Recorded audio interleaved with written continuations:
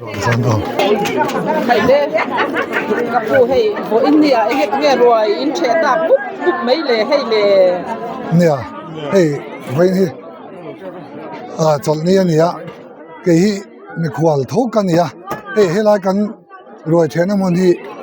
lung lei electric van ania chắc thì chuan cái chỗ ai zon lama bị thêm van om kan nia he hun lung lei a pathian tu tlung fa te ania ni hi aro pui khop maya komen ni komen tong chu ni kum December ni som ni zana tang khan pathian fak choi moi hi vain thang hian an bang lova chomi Christmas le kum thar zai khom in polo pathian in polo an fak na hi arei to chumi chei ke ni po kan vachima kan kala aro pui khop maya vain missionary day alo ni hi mi thleng hian lalpa fakan chollo wangin mi tlom ngai ten somle pai ten tho khoma ti hian vain hi roi kan the tamup mup mai ani hi lê mấy lal pa thằng chiang mi zalen na chuan in hay hi ni mục mấy ni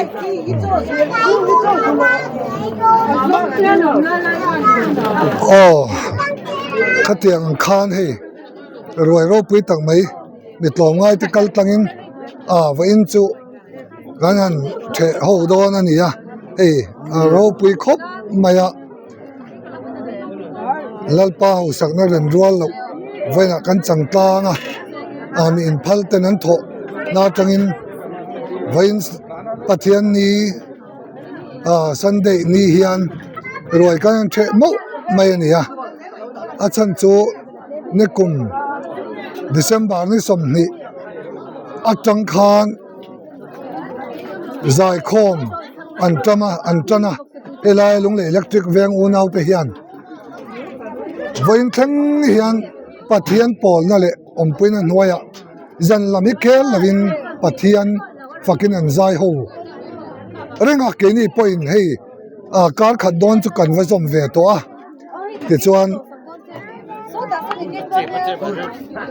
voin hi missionary day ania ma se lalpana akai hruaina te ompuina te awangin aro pisia pathian rema te ni chuan zan in kan zai le anga hei va in le in kan zai taidar thum dar li dona chali kan kil chawania zan in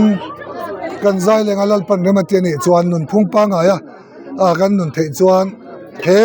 zai khom bo ro ga top to dona wangin ti hian pathian mal som na chaw hi kan do kan ei do na hei ei mek boga ro pu so le do tor len line zerani ti kan sei do ni kalome